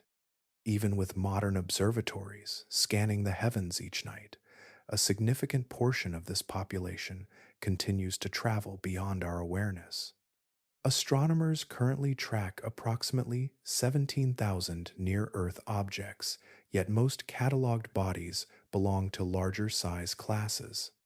Bigger asteroids reflect more sunlight, making them easier to discover while they remain far from Earth. Objects comparable to the Tunguska impactor occupy a far more difficult category. Measuring roughly between 50 and 80 feet across, they present only small reflective surfaces, often disappearing into the darkness until they approach relatively close to our planet. Detection becomes even more challenging because direction matters as much as size. Ground-based telescopes cannot safely observe regions lying close to the sunday. Any asteroid approaching from that bright portion of the sky can remain hidden within the glare until it enters Earth's atmosphere. The Chelyabinsk object demonstrated this limitation with striking clarity, arriving from the solar direction before any warning could be issued. The same geometric obstacle still exists today despite enormous advances in observational technology. According to estimates from the National Aeronautics and Space Administration, only a fraction of Tunguska-class objects have been identified. The majority remain uncatalogued, their orbits still unknown. This does not imply that countless impacts are imminent, only that the inventory remains incomplete. Scientists continue expanding sky surveys every year, steadily reducing uncertainty, yet many smaller objects still escape discovery because they spend most of their existence too dim to observe reliably. Estimating how frequently Tunguska-scale airbursts occur, therefore, remains difficult. Current scientific studies suggest such events may happen somewhere on Earth, between once every 100 years and once every 1,000 years. That broad range reflects the limited historical record rather than disagreement about physical principles. Most explosions of this kind probably occur above remote oceans, deserts, or polar regions where few witnesses are present and little direct evidence survives. Modern surveys have already revealed how active Earth's neighborhood truly is. During a 4-month observation period in 2017, astronomers recorded 7 Tunguska-level near misses. Each object measured, at least within the same general size class, and passed within approximately 0.01 astronomical units of Earth. 3 of those discoveries came through the Asteroid Terrestrial Impact Last Alert System, a survey network that did not exist during 1908. Without such instruments, these encounters would have passed completely unnoticed. The comparison reaches an unavoidable conclusion. The object that produced the largest atmospheric explosion in recorded human history arrived without warning, and despite remarkable progress, detection of similar bodies remains incomplete today. Somewhere beyond Earth's atmosphere, another Tunguska-class asteroid almost certainly follows its own orbit around the sunday. Its path may never intersect our planet, or geometry may eventually bring both worlds to the same point at the same moment. Whether that meeting occurs above forest, ocean, or city depends upon chance alone, and humanity may receive its first unmistakable notice only after the object has already begun its descent through the atmosphere. Every generation inherits certain lessons from the natural world. Some are learned through gradual observation, while others arrive in a single morning and remain relevant for centuries. Tunguska became one of those enduring lessons.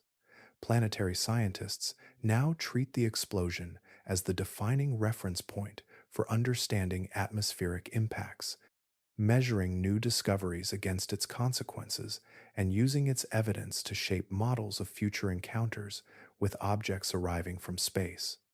Modern planetary defense grew from that foundation.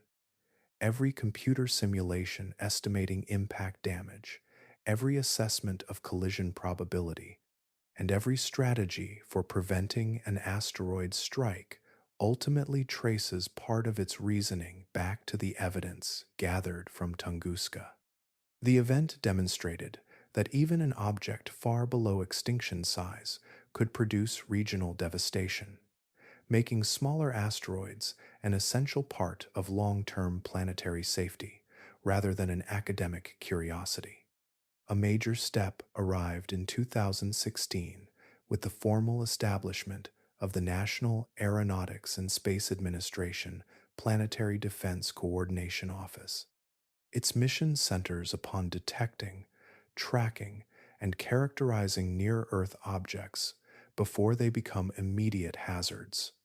Rather than responding after an impact, the organization seeks to identify threatening bodies early enough for scientific evaluation and, if necessary, practical action. That effort builds upon decades of earlier observation.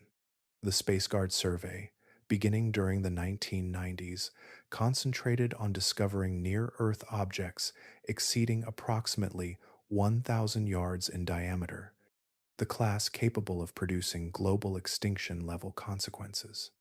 The survey achieved remarkable success, cataloging the overwhelming majority of these largest objects and showing that none presently following known trajectories are expected to strike Earth during the next 100 years. That result represents one of astronomy's most reassuring accomplishments. The remaining challenge lies between the smallest and the largest objects. Bodies measuring roughly between 160 feet and 460 feet occupy a difficult category. They are capable of devastating cities or entire regions, yet they remain considerably harder to discover than larger asteroids because they reflect much less sunlight. This intermediate population includes objects comparable to Tunguska, making it the most significant undersurveyed group in current planetary defense efforts. Hope arrived through direct experimentation as well as observation. During 2022, the National Aeronautics and Space Administration carried out the Double Asteroid Redirection Test mission. A spacecraft deliberately collided with the asteroid Dimorphos at approximately 14,000 miles per hour. Measurements afterward confirmed that the impact successfully altered the asteroid's orbit. Humanity had demonstrated, for the first time, that changing the path of a natural object through kinetic impact was physically possible rather than merely theoretical.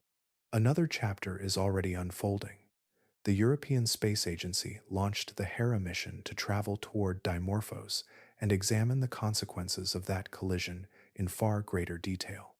Scheduled to arrive during late 2026, the spacecraft will measure the crater, analyze the asteroid's structure, and refine scientific understanding of how future deflection missions might perform under different conditions. Across all of these achievements, one conclusion remains constant. Warning time determines every available option. A Tunguska-class object discovered years before arrival may be tracked, studied, and potentially deflected. An object detected only hours before atmospheric entry leaves virtually no opportunity for intervention.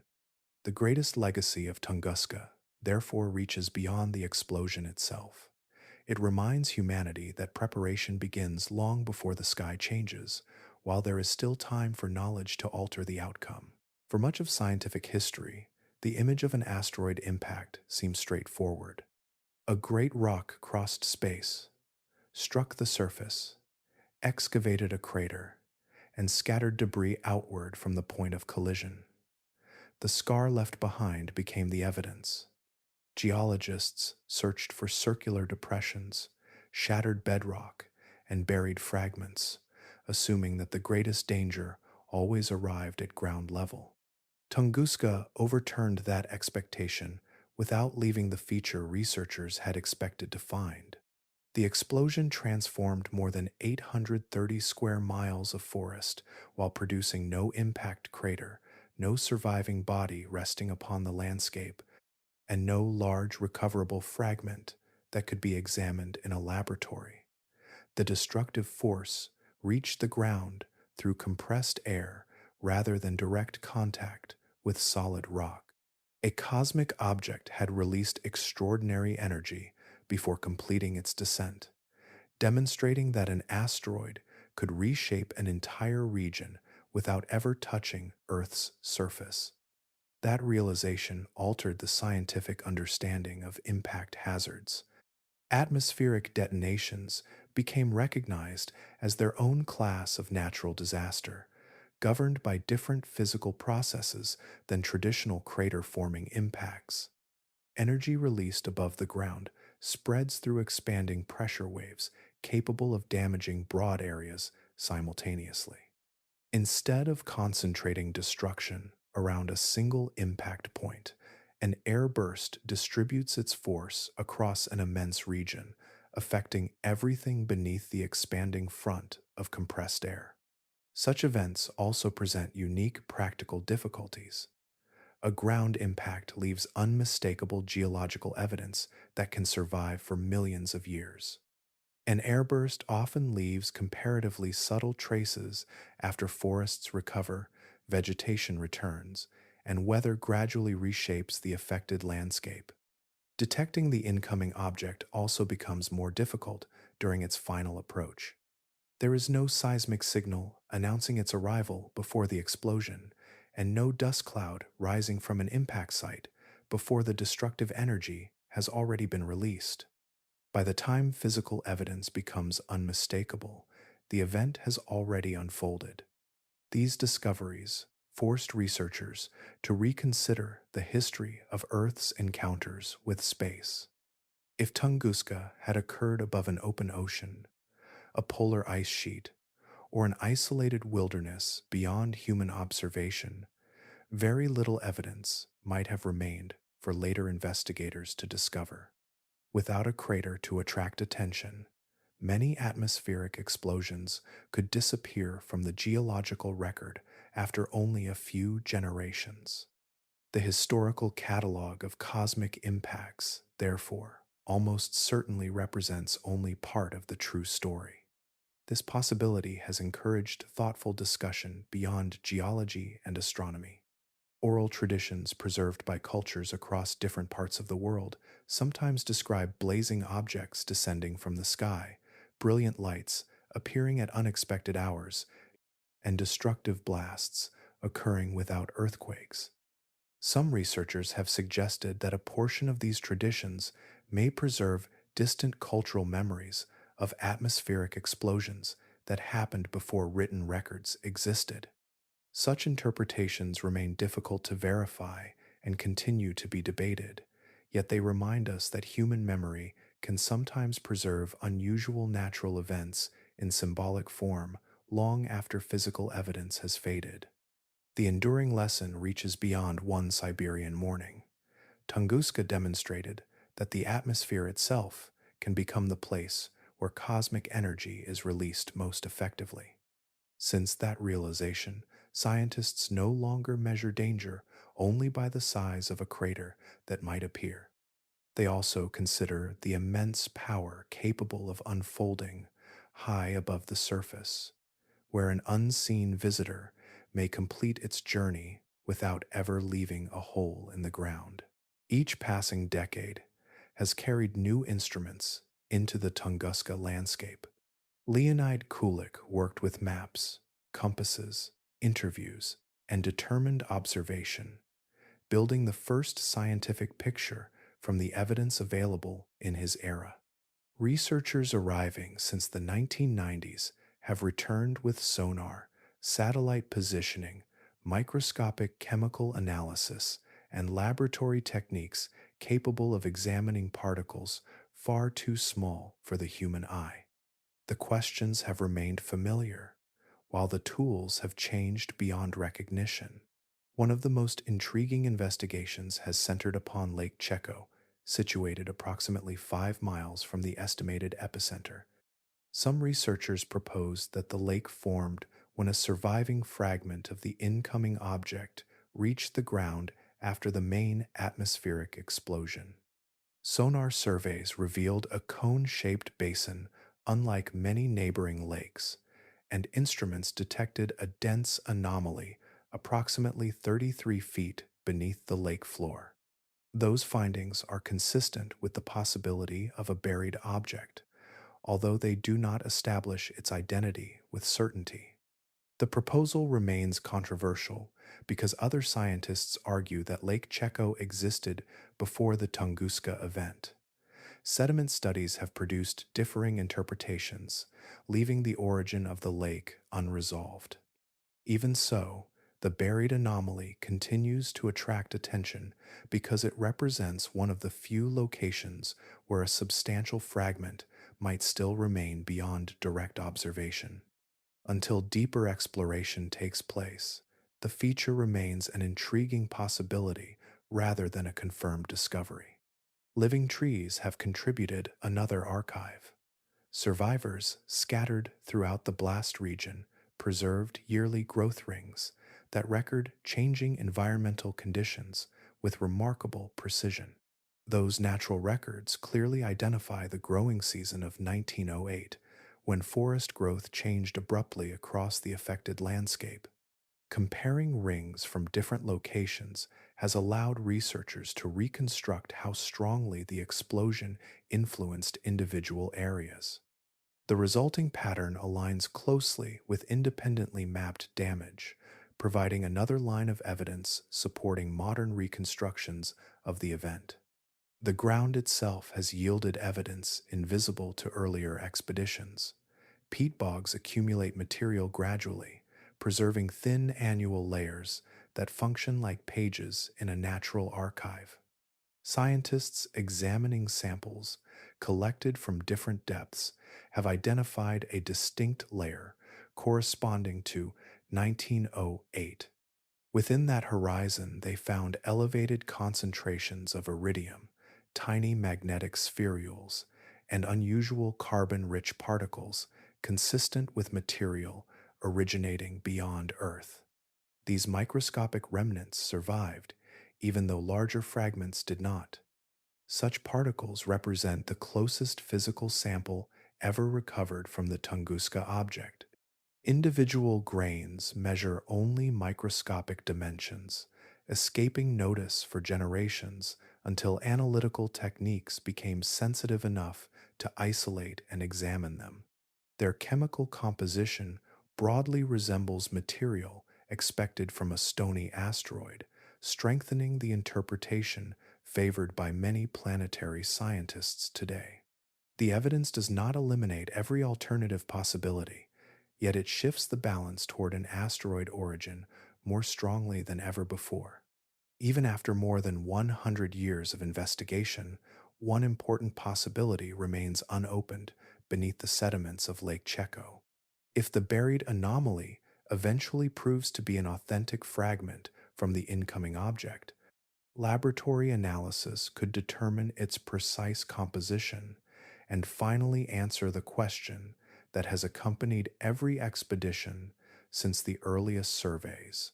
Modern science has steadily reduced uncertainty, replacing speculation with measurable evidence, one discovery at a time. The identity of the visitor from space now seems closer than at any point in the past century, though one final piece of the story may still rest beneath the lake bed, waiting for the tools of a future expedition. There was a brief span of ordinary morning before history divided itself into a before and an after. At 7:13 in the morning on June 30th, 1908, every conversation, every journey, and every routine across Earth continued without interruption. Somewhere above that ordinary morning, an asteroid raced through space toward its destination at approximately 34,000 miles per hour. No person knew it existed. No one had reason to look upward. No observatory had recorded the approaching object. No government received a warning. No scientist issued an alert. There was no opportunity to calculate its path, prepare a response, or move anyone beyond danger. The asteroid remained entirely invisible throughout the final stage of its journey. Humanity possessed no moment of choice because there was no moment of awareness. The object entered the atmosphere carrying its tremendous energy while civilization continued its daily rhythm, unaware that an extraordinary natural event had already become unavoidable. It might be tempting to view that absence of warning as a limitation belonging only to the early 20th century. Modern astronomy has indeed transformed humanity's ability to discover and track countless objects moving through the solar system. Powerful telescopes scan the sky nightly. Sophisticated computers calculate future orbits, and international networks exchange observations with remarkable speed. Even so, the particular class of objects represented by Tunguska continues to challenge every observing system now in operation. Their relatively modest size allows them to reflect only faint amounts of sunlight across immense distances. Detection becomes even more difficult when an asteroid approaches from the direction of the Sunday. Ground-based telescopes cannot safely search close to the brilliant solar glare, leaving part of the sky effectively concealed. Within that bright region, an incoming object may remain unnoticed until the atmosphere itself becomes the first place where its presence can no longer be ignored. The Chelyabinsk airburst during 2013 demonstrated that this limitation belongs to the present as much as the past. Before entering Earth's atmosphere, the asteroid escaped detection by every observatory responsible for monitoring the sky. Its arrival unfolded without advance notice despite more than 100 years of scientific progress since Tunguska. The similarity between those two mornings rests less in their size than in the complete absence of warning that preceded each event. From the perspective of civilization, that silence may be the defining characteristic of Tunguska. The explosion transformed forests and altered scientific understanding, yet those consequences came only after every opportunity for human action had already disappeared. There was no interval during which knowledge could influence events. The natural process unfolded entirely beyond observation until light appeared across the sky and the atmosphere released its stored energy in a single, overwhelming moment. Many natural hazards reveal themselves before reaching full strength. Earthquakes often produce subtle geological signals. Hurricanes develop over days, while satellites follow their movement across the oceans. Volcanoes frequently display changes in seismic activity, ground deformation, or escaping gases before eruption. Those precursors create opportunities, however limited, for preparation. An undetected asteroid offers no comparable sequence. When discovery comes only upon atmospheric entry, the first unmistakable message is the brilliant light itself, arriving at the very moment when the outcome can no longer be changed. Tunguska stands as the largest known impact event witnessed during recorded human history. Even that statement carries an important limitation. Written history extends back only a few thousand years, while Earth's story reaches across approximately 4.6 billion years. Against that immense span, the civilizations that preserved written accounts occupy only the final moments. Countless natural events unfolded long before anyone possessed the means to describe them, measure them, or preserve them for future generations. Current estimates suggest that Tunguska-class airbursts occur somewhere on Earth between once every 100 years and once every 1,000 years. Even allowing for that broad uncertainty, several such explosions have likely taken place during the entire span of recorded civilization. Many would have occurred beyond populated regions, above oceans, deserts, mountain ranges, or frozen landscapes where few observers could witness them. Others may have been seen, remembered, and described without anyone recognizing their true origin. Researchers at the Planetary Science Institute have noted that humanity possesses approximately 12,000 years of oral tradition and about 4,000 years of written history. Within that span, one or more atmospheric explosions considerably larger than Tunguska may have occurred. Stories passed from one generation to another often describe blazing objects descending from the heavens, overwhelming fire, sudden devastation, and destruction arriving from above without warning. Such traditions cannot be accepted automatically as historical records of cosmic impacts, yet they remind researchers that extraordinary natural events may survive within cultural memory even after their physical traces have disappeared. Questions like these also reach into some of history's greatest mysteries. Around 1200 before the Common Era, several advanced societies across the eastern Mediterranean experienced widespread collapse within a relatively short period. Kingdoms declined, cities were abandoned, trade networks fractured, and long-established political systems disappeared. Historians continue investigating many possible causes, including warfare, famine, drought, earthquakes, economic disruption, and environmental stress. Some researchers have also explored whether a cosmic event could have contributed to those upheavals. Evidence supporting that possibility remains incomplete, and the idea continues to be debated. An even older proposal looks far beyond the rise of cities. The Younger Dryas impact hypothesis suggests that fragments from a comet or asteroid entered Earth's atmosphere approximately 12,900 years ago, contributing to rapid climatic change. Supporters argue that such an event may have influenced patterns of human migration while accelerating the disappearance of many large North American mammals. Other scientists dispute this interpretation, pointing instead toward different explanations for the observed environmental changes. The discussion remains active because the available evidence allows more than one interpretation. Although these individual hypotheses remain scientifically contested, the broader question stands on much firmer ground. Rocks from space have struck Earth throughout its history, and some have released enough energy to transform landscapes, ecosystems, and climate. Human societies have existed during only a small portion of that continuing story. Whenever such an event occurred before astronomy, geology, or written documentation could explain it, the people who witnessed it interpreted the experience through the knowledge available to them. Some preserved memories in stories, others in sacred traditions, while many events vanished entirely as generations passed.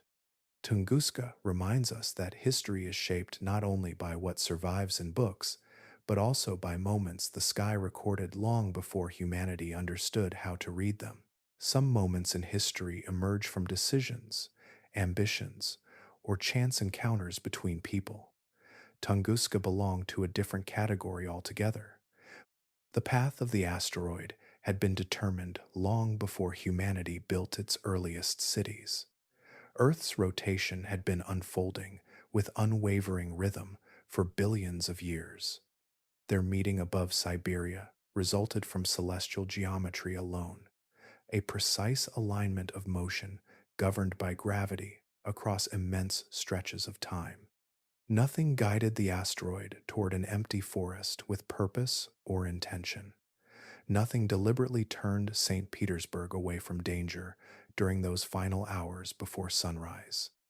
The difference between devastation in remote wilderness and destruction above one of the great capitals of the Russian Empire amounted to approximately 4 hours and 47 minutes of planetary rotation.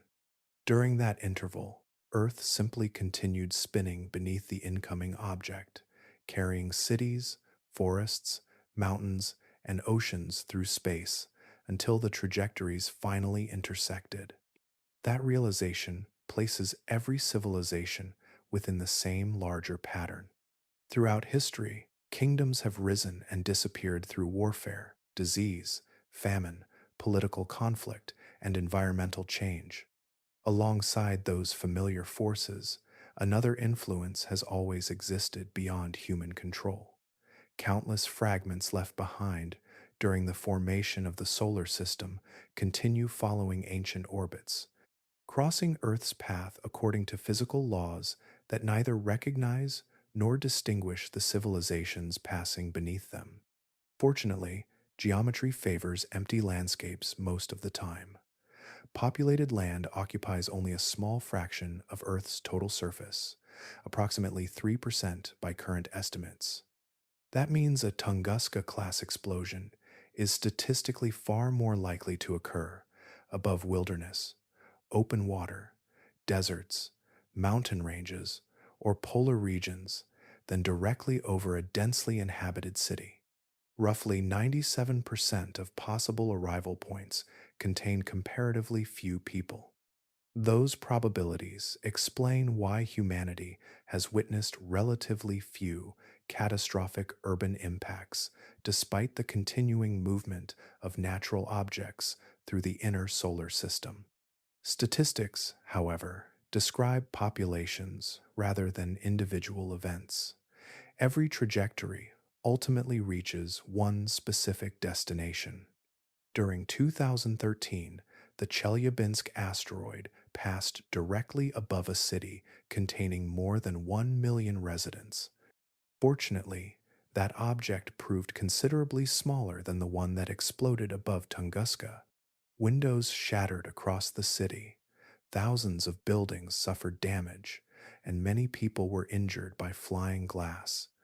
Yet the community endured because the released energy remained well below the level associated with the Siberian explosion. When considered across only a human lifetime, the probability of witnessing a Tunguska-scale impact above a major city appears comfortably remote. Expanding the timescale changes the perspective. Millennia contain far more opportunities than decades. Given enough centuries, the statistical expectation gradually shifts from possibility toward inevitability.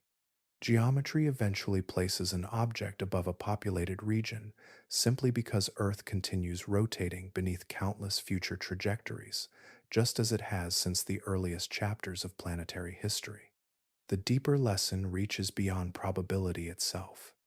Every generation inherits the same celestial environment that surrounded those who lived in 1908 and those who watched the Chelyabinsk sky in 2013. The essential uncertainty remains unchanged. A future city will almost certainly stand beneath the path of another incoming object.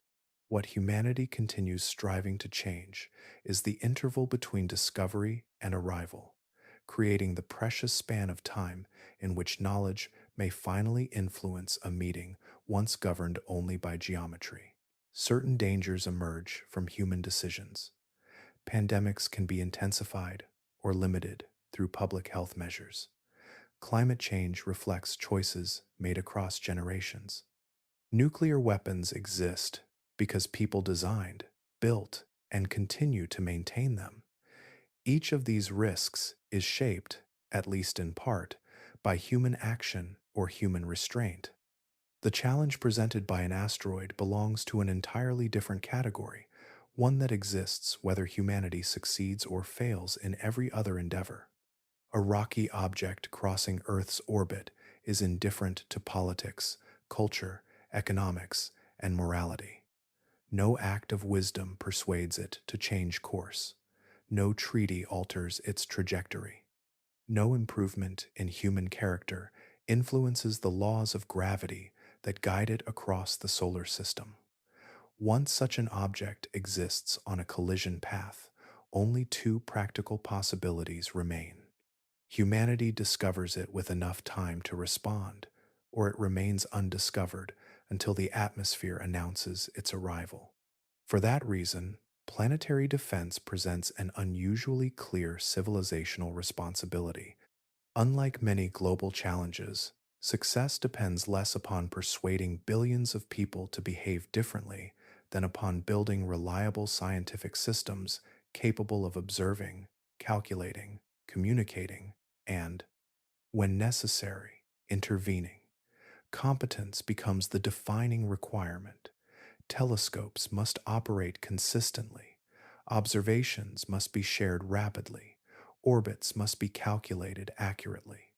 Deflection technologies must continue advancing before they are urgently needed.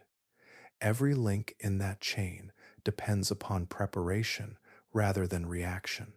Measured against the scale of worldwide military expenditures, constructing and maintaining a comprehensive system for detecting and deflecting near-Earth objects represents a comparatively modest investment. The technologies required already exist in recognizable form. Larger surveys, additional space-based observatories, faster computational networks, and continued development of proven deflection methods require sustained commitment more than revolutionary invention. The challenge lies in choosing to maintain those capabilities across decades, including long periods when no dangerous object appears to justify the effort. The alternative carries a very different cost. If a Tunguska-class object approaches without detection, the burden falls entirely upon whoever happens to occupy the landscape beneath its path. Those people would receive no meaningful warning, no opportunity for evacuation, and no practical means of changing the outcome. Geography alone would determine whose homes, families, and communities became part of an event that began millions of years earlier among the scattered remnants of planetary formation. Encouragingly, one half of the problem has already received an important answer. The double asteroid redirection test mission demonstrated that humanity can deliberately alter the orbit of an asteroid under carefully planned conditions. That achievement transformed planetary defense from theoretical discussion into demonstrated engineering. The remaining difficulty lies elsewhere. Detecting smaller Tunguska-class objects with sufficient warning remains an incomplete task, particularly when their approach limits opportunities for observation. Between those two realities rests the lasting responsibility inherited from Tunguska. Humanity now possesses evidence that deflection can succeed, while also recognizing that discovery still cannot be guaranteed. Bridging that distance requires patience, international cooperation, scientific persistence, and continued investment in knowledge gathered long before it becomes urgently necessary. The forest in Siberia offered no choice on that summer morning in 1908. The generations that followed received something different.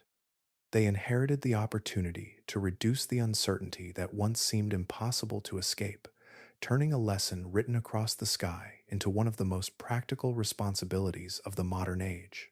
A traveler arriving in the Tunguska region today would find a living forest stretching across the horizon. Pines, larches, birches, and moss once again cover the landscape, softening the memory of the morning that transformed it. At first glance, little suggests that one of the greatest impact events in recorded human history unfolded here. The taiga has spent more than 100 years reclaiming approximately 830 square miles of damaged ground, continuing the patient rhythm of growth that defines these northern forests. Closer examination reveals that recovery has never meant forgetting. Researchers studying the woodland can still recognize the signature left by the explosion through the arrangement, density, and age of the trees. The forest that stands today did not emerge at random. Its pattern reflects the forces that shaped the ground during a single extraordinary morning in 1908. Modern surveys combine field observations with aerial imaging and precise mapping, allowing scientists to read subtle differences across the recovering landscape, much as historians examine surviving pages from an old manuscript. The unusual stand of stripped trunks, once known as the telegraph pole forest, disappeared decades ago as weather, insects, decay, and time completed the work left unfinished by the blast itself. Their absence did not erase the evidence.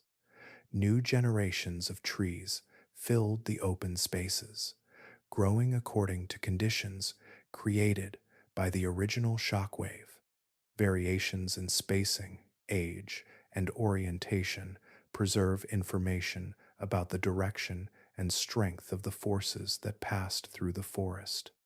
Those patterns remain measurable for researchers equipped with modern instruments, capable of detecting relationships impossible to recognize through casual observation alone. Not far away, Lake Cheko continues reflecting the changing seasons much as it has for generations. Beneath its cold layer of sediment rests the unexplored anomaly that has drawn scientific attention for years. Whether it represents a surviving fragment of the incoming object or an unrelated geological feature has not yet been resolved. The possibility remains undisturbed beneath the lake bed, resting beyond direct examination while debate continues above the surface. The surrounding peat bogs preserve an even subtler archive. Visitors crossing these wetlands would notice little beyond water, moss, and low vegetation. Hidden within one remarkably thin layer, deposited during 1908, are microscopic particles enriched with unusual materials associated with the event. These grains cannot be recognized without laboratory analysis, yet they remain the closest physical traces recovered from whatever entered Earth's atmosphere that summer morning. Their presence transforms ordinary soil into a scientific record preserved with remarkable fidelity. No towering monument marks the estimated epicenter. No large settlement grew around the site because of its place in history. The taiga continued following its own enduring cycle as trees matured, fell, nourished the soil, and gave way to new growth. Seasons accumulated without ceremony, while snow, rain, wind, and sunlight gradually blended the scars into the surrounding wilderness. The forest carries no awareness of the event that reshaped it. Trees do not remember through thought or memory. They record experience through wood, adding one ring after another with every passing year. Among those countless circles lies a single season unlike any other, preserved with extraordinary precision. More than a century later, scientists continue reading that wooden archive, discovering that one remarkable morning still lives within the growing forest itself. History often celebrates invention, courage, endurance, and the countless decisions that gradually shape civilizations across generations. Looking back, it is easy to imagine that the path leading to the present was guided primarily by human effort. Tunguska introduces another influence into that story, one that exists beyond intention. It reminds us that the continuity of civilization has always depended, in part, upon where Earth happened to be, where a wandering object happened to travel, and whether those two paths happened to meet. The explosion above Siberia remains the clearest example in recorded history of how profoundly chance can influence the future of an entire species. Human ingenuity had no role in preventing greater destruction that morning. Resilience had not yet been tested because there had been no opportunity to respond. The outcome rested upon celestial geometry established long before the first human settlement appeared. A single rocky body crossed Earth's orbit while the planet turned beneath it, and those motions happened to intersect above an isolated forest rather than a great center of civilization. Many dangers confronting humanity offer at least some measure of choice. Societies may strengthen institutions, improve medicine, reduce conflict, or develop technologies that lessen familiar risks. Progress often grows from knowledge combined with deliberate action. Those possibilities create a sense that the future remains, to some meaningful degree, within human hands. An asteroid follows a different logic. It neither observes human achievements nor pauses for human intentions. Only discovery, followed by successful deflection, offers any practical means of altering its course, and both depend entirely upon having enough time before arrival. It is possible to imagine another history that resembles our own in every detail until the final hours before dawn on June 30th, 1908. Every nation, every city, every conversation, and every ambition remains unchanged through the previous evening. Then the incoming object reaches a different point above Earth's rotating surface. One of Europe's great capitals disappears beneath an immense atmospheric explosion, and the 20th century begins along a path unlike the one preserved in memory. The consequences spread through politics, science, culture, economics, and countless individual lives, becoming impossible to separate from every event that follows. That alternate history can never be reconstructed because it never became reality. The world inherited a different sequence of events, one determined by a slight difference in position between a moving planet and a moving rock. How many comparable possibilities have existed across Earth's long history remains beyond calculation. Probability contains innumerable outcomes that never unfolded, each disappearing the moment reality selected another path. This perspective does not diminish human achievement. It places those achievements within the larger environment that has always surrounded them. Civilization has flourished on a small world, traveling through a solar system still populated by fragments left from its formation. Most pass harmlessly through space. A few cross Earth's path. The overwhelming majority arrive where they disturb only wilderness or open ocean, allowing history to continue without interruption. Tunguska therefore leaves behind a lesson measured on the broadest scale. It does not ask humanity to surrender before chance, nor to imagine that fortune alone determines the future. Instead, it invites an honest understanding of our place in the cosmos. We are a species whose story has unfolded through intelligence, cooperation, persistence, and discovery, while also benefiting from the long companionship of geometry and time, companions whose quiet work has carried civilizations safely through another century. Each year, on June 30th, people around the world observe Asteroid Day. The date was chosen with care, marking the anniversary of the Tunguska Event that transformed an ordinary summer morning into the largest known cosmic impact of recorded human history. More than a commemorative occasion, it serves as a continuing acknowledgement that Earth remains part of an active solar system where natural hazards still travel ancient paths, independent of calendars, borders, and generations. The event remembered on that date left behind an unusual legacy. There is no impact crater marking the place where the object reached the end of its journey. No confirmed fragment rests within a museum collection. No towering monument stands above the estimated epicenter. Instead, the evidence survives in forms that require patience to recognize. Thin layers preserved within peat bogs contain microscopic particles from that remarkable morning. Tree rings preserve a single year of extraordinary disturbance. Lake sediments continue holding unanswered possibilities. Written accounts from those who witnessed the blazing sky remain among the most valuable records of all, preserving observations that science continues comparing with physical evidence more than 1 century later. Across approximately 118 years of investigation, researchers have answered many important questions while leaving others unresolved. The incoming object was almost certainly a natural body from space. Its approximate size, speed, altitude, and explosive energy can be estimated through careful analysis of the surviving evidence.